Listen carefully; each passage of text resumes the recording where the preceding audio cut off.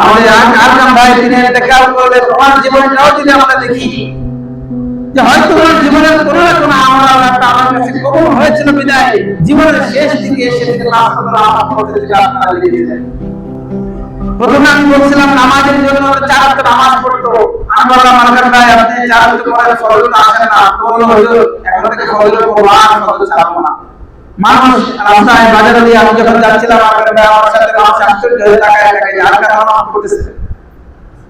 তা আল্লাহ তাআলা যেহেতু তার ভালাই চেয়েছেন, আল্লাহ তাআলা চান নাই যে বেনামাজি অবস্থায় মৃত্যুবরণ করবে, এটা আল্লাহ চান নাই, নামাজি বান্দা হিসেবে আল্লাহ তাআলা তাকে দিয়েছেন। আবার এমন একটা দিন দাফন হয়েছে বুধবার, যেদিন বিশ্বনবী মুহাম্মদ রাসূলুল্লাহ সাল্লাল্লাহু আলাইহি ওয়াসাল্লামের বুধবারে দাফন হয়েছিল। আরো যদি কারণগুলো দেখি মৃত্যুর অনেকগুলো ভালো আলামতের কথা আল্লাহ রাসূল বলেছেন, তার মধ্যে অন্যতম একটা আল্লাহ রাসূল সাল্লাল্লাহু আলাইহি ওয়াসাল্লাম বলেন মান কানা আখিরু কালামিহি লা ইলাহা ইল্লাল্লাহ দাখালাল জান্নাহ। আল্লাহ নবী বলেন যে ব্যক্তি কালিমা লা ইলাহা ইল্লাল্লাহ পাঠ করতে করতে মারা যায় মৃত্যুর পর তার ঠিকানা হবে জান্নাত। এটা যে লা ইলাহা ইল্লাল্লাহ বলতে বলতে মারা যাবে, তো ভালো মৃত্যুর আলামত বলতে গিয়ে আল্লাহ রাসূল এটা বলতেছেন যে এটা একটা ভালো মৃত্যুর আলামত, মৃত্যুর পর তার ঠিকানা কি জান্নাত। আরেকটা ভালো মৃত্যুর আলামত মাতুল মুমিনের আলামত জাদি তিরমিজি শরীফ আরেকটা হাদিসে হাদিসের মধ্যে আল্লাহ রাসূল আমাকে দেখবেন মৃত্যুর সময় কপাল ঘেমে যায়। অনেকের মৃত্যুর সময় কপাল ঘেমে যায়, তো যখন দেখবেন যে কারো মৃত্যুর সময় কপাল ঘেমে যাচ্ছে তো বুঝবেন যে তার মৃত্যুটা বড় ভালো মৃত্যু। আবার কপাল না ঘামলে তার মৃত্যুটা খারাপ, এটাও বলবেন না, কেন ভালো মৃত্যুর আলামত এটা যে কপাল ঘেমে গেলে এটা ভালো মৃত্যুর আলামত। আরেকটা ভালো মৃত্যুর আলামত হলো আল্লাহ রাসূল সাল্লাল্লাহু আলাইহি ওয়াসাল্লাম বলেন ক্বালা রাসূলুল্লাহ সাল্লাল্লাহু আলাইহি ওয়াসাল্লাম আল মুসলিমিন ইয়ামুতু ইয়াওমাল জুমআতি আও লাইলাতাল জুমআ। কেউ যদি জুমার দিন কিংবা জুমার রাতে মারা যায়, জুমার দিন তো বুঝলাম সুবহ সাদিক থেকে নিয়ে সূর্যাস্তের আগ পর্যন্ত জুমার দিন, জুমার রাত কোনটা? শুক্রবারের দিন অতিক্রম করে যে রাত আসে এটা সন্ধ্যার রাত, বৃহস্পতিবারের দিন অতিক্রম করে যে রাত আসে এটা হচ্ছে শুক্রবার জুমার রাত। তাহলে রাসূল বলতেছেন মামিন মুসলিমিন ইয়ামুত, কেউ যদি মৃত্যুবরণ করে ইয়ামুল জুমআতি আও লাইলাতুল জুমআ, জুমার দিনে কিংবা জুমার রাতে, তো রাসূল বলতেছেন এটা ভালো মৃত্যু, মৃত্যুর পরে ঠিকানা হবে কি জান্নাত। সুবহানাল্লাহ।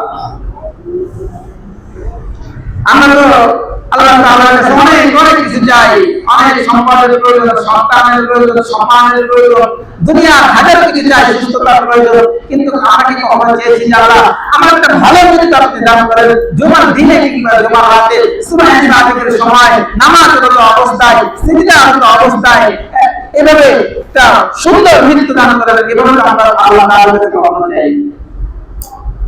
সবকিছু আল্লাহ তাআলার কাছে চাইতে হয়, সুন্দর একটা মৃত্যু, এই রাস্তাঘাটে যেন আমার মৃত্যু না হয়, তো ভালো একটা মৃত্যু যেন আমার হয়, এটার জন্য আল্লাহ তাআলার কাছে চাইতে হয়। এরপর আরেকটা ভালো মৃত্যুর আলামত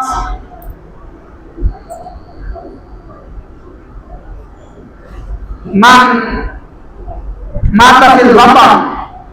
রাসূল সাল্লাল্লাহু আলাইহি ওয়াসাল্লাম বলেন যে কেউ যদি পেটের রোগে আক্রান্ত হয়ে মারা যায়, আল্লাহ তাআলা তাকেও শাহাদাতের মর্যাদা দান করেন, আল্লাহ তাআলা তাকে শাহাদাতের মর্যাদা দান করেন। আবার কেউ যদি ফিলমাত হন, আমার মাতা ফিলমাত হন, কোন মহামারী, করোনাতে কত মানুষ মারা গেল, যে যারা এরকম মহামারীতে মারা যায় তো তাদেরকেও আল্লাহ তাআলা শাহাদাতের মর্যাদা দান করেন।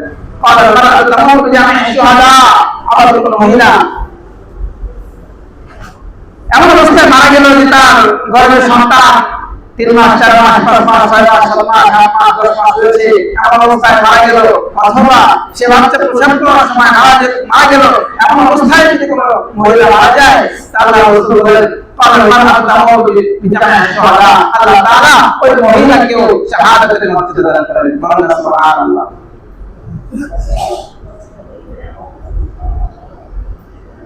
এরপরে কেউ যদি মান কতলা দুনা মাজলিমাতিহি, কোন ব্যক্তি এমন অবস্থায় মারা গেছে যে কেউ কোন শক্তিশালী কোন ব্যক্তি দুর্বল কোন মানুষের উপর জুলুম করতেছে, আর অন্য কোন ব্যক্তি সেই জুলুম প্রতিহত করতে গিয়ে যদি মারা যায়, একজন আরেকজনের উপর জুলুম করতেছে, সে দেখতেছে সহ্য করতে পারতেছে না যে দুর্বল অসহায় মানুষের উপর কেন জুলুম করবে, জুলুম সে প্রতিহত করতে চেয়েছে, আর এই প্রতিহত করতে গিয়ে যদি সে মারা যায়, আল্লাহ রাসূল বলেন আল্লাহ তাআলা তাকেও শাহাদাতের মর্যাদা দান করেন। সুবহানাল্লাহ।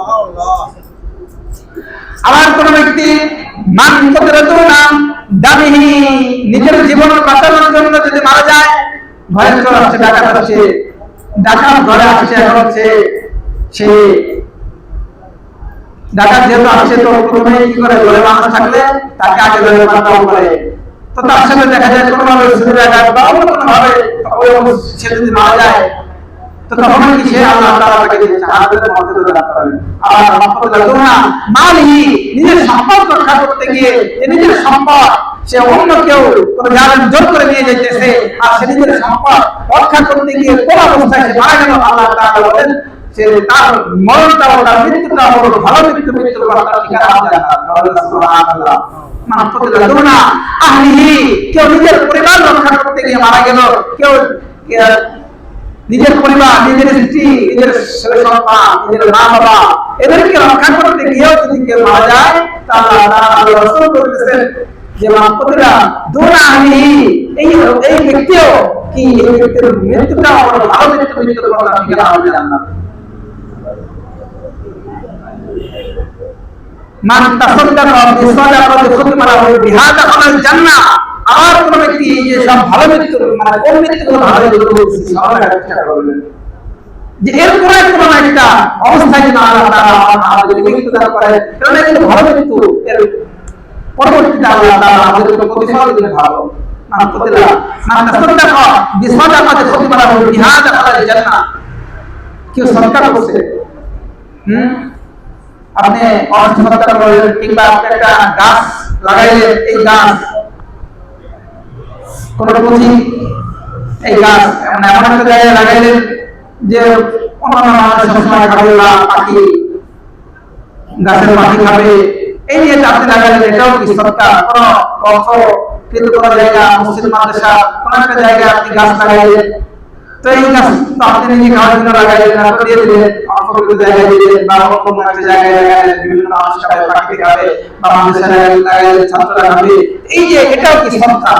বা আপনি অর্থ দান করলেন, যে কোনো ভাবে আপনি সদকা দিলেন, সদকার পরে সদকা দেওয়ার পর আপনি কি মারা গেলেন, মানে তাসাদ্দাকা বিসাদাকাতি খুতমারাহু বিহাদা আলাল জান্নাহ, আপনার শেষ কাজটা ভালো ছিল, এই জন্য আল্লাহ রাসূল তাকে জান্নাতের ঘোষণা দিচ্ছেন। সুবহানাল্লাহ। তো ভালো মৃত্যুর আলামতের কথা এই জন্য বলতেছিলাম যে কয়েকটা আকার মধ্যে পাওয়া যায়। এক, মানাতাফিল বাতান, পেটের রোগে আক্রান্ত অবস্থায় যদি কেউ মারা যায়, ভালো মৃত্যু। 2 নম্বর, অসুস্থ, অনেক বুজুর্গানের দিন অসুস্থতা অবস্থায় মারা যায়, কারণ এই অসুস্থতার কারণে আল্লাহ তাআলা বান্দাদের গুনাহ মাফ করতে থাকে। বিশ্বনবী মুহাম্মদ রাসূলুল্লাহ সাল্লাল্লাহু আলাইহি ওয়াসাল্লাম 14 দিন পর্যন্ত অসুস্থ ছিলেন, এরপরে রাসূলের ওফাত হয়েছে। এভাবে অন্যান্য অনেক বুজুর্গানের জীবনে দেখতে পাওয়া যায় যে অসুস্থতার পরে মৃত্যু হয়, এটাও ভালো মৃত্যু।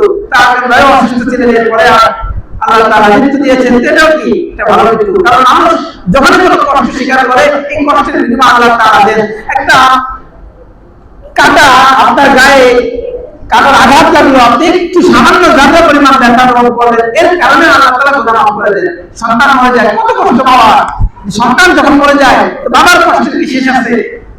কিছুদিন আগেও তো এই যে আমাদের দুনিয়া ওনার একটা নাতি মনে হয় 3-4 মাস বয়স, এমন অবস্থা মারা গেছে।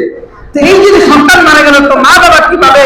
আল্লাহ রাসূল সাল্লাল্লাহু আলাইহিস সালাম বলতেছেন কিয়ামতের ময়দানে যখন এই মা বাবা আমল নেক আমলগুলো যখন ওজন দেওয়া হবে মিজানের পাল্লায়, যদি দেখা যায় ওই মা বাবার মিজানের পাল্লা নেক আমলের পাল্লাটা হালকা হয়ে আছে, যখন হালকা হয়ে যাবে তখন তো সে ওই মা বাবা জাহান্নামে যাবে। আর এই অবস্থা, এই খবরটা ওই ছোট্ট সন্তান 3-4 বছর অপ্রাপ্ত বয়স্ক সন্তানরা তার কাছে খবর দেওয়া হবে যে তোমার মা বাবা নেক আমলের পাল্লা হালকা, সে তো জাহান্নামে চলে যাবে। সেই ছোট্ট সন্তান দূর থেকে দৌড়ে দৌড়ে আসবে, দৌড়ে আসে এমন গতিতে আসবে, এসে তার নেক আমলের পাল্লায় এমন এক চাপ দিবে, ওই চাপের কারণে নেক আমলের পাল্লা ভারী হয়ে তার পিতামাতা জান্নাতে চলে যাবে। সুবহানাল্লাহ। তাহলে অপ্রাপ্ত বয়স্ক ছোট সন্তান মারা গেলে বাবা মার কত কষ্ট, হাজার হাজার স্বপ্ন থাকে সন্তানকে ঘিরে, সব এই স্বপ্নগুলো নষ্ট হয়ে গেল, স্বপ্নগুলো বরবাদ হয়ে গেল। এর বিনিময়ে আল্লাহ তাআলা পিতামাতা যদি ধৈর্য ধারণ করে তাদেরকে আল্লাহ তাআলা প্রতিদান দিচ্ছে। কোন যতই কষ্ট আমি স্বীকার করি, এই কষ্টের কারণে আল্লাহ তাআলা কোনো কিছু আমাকে দিবে। তো এই যে বেশ কিছু আলামত বললাম, যেগুলো ভালো মিত্র আলামত আমাদের প্রয়োজন। আল্লাহ তাআলার কাছে আমরা চাইবো আল্লাহ আমার মৃত্যু যেন ভালো হয়, আমার মৃত্যু যেন শুকর হয়, আমার মৃত্যু যেন সুবহে সাদিকের সময় হয়, আমার মৃত্যু যেন নামাজরত অবস্থায় হয়, আমার মৃত্যু যেন পবিত্র অবস্থায় হয়, পথে ঘাটে আমার যেন মৃত্যু না হয়। সেই মৃত্যুটাও আল্লাহ তাআলার কাছে চাইতে হয়, একটা ভালো মৃত্যু চাইতে হয়। সবকিছু আমরা আল্লাহ তাআলার কাছে চাইতেছি। পড়াশোনা করতেছি ছাত্ররা, আমরা যেন পড়াশোনায় ভালো ফলাফল করতে পারি, উত্তীর্ণ হতে পারি, আল্লাহ তাআলার কাছে চাইতেছি। আমরা যেন ভালো একটা চাকরি পাই, আল্লাহ তাআলার কাছে চাইতেছি। আমরা যেন ব্যবসা বাণিজ্যে উন্নতি লাভ করতে পারি, আল্লাহ তাআলার কাছে চাইতেছি। আমাদের ছেলে-সন্তান যেন তারা যে ভালো কোনো দেশে গিয়ে প্রবাসে গিয়ে অর্থ উপার্জন করতে পারে, সব কিছু আমরা আল্লাহ তাআলার কাছে চাইতেছি। কিন্তু আমার একটা ভালো মৃত্যু আমি চাইতেছি না। মরণ তো মানুষের হবেই। এই যে আমরা এখন এখানে আছি, পৃথিবীতে আছি, এটা সুনিশ্চিত। আবার এটাও সুনিশ্চিত যে আমরা চলে যাবো।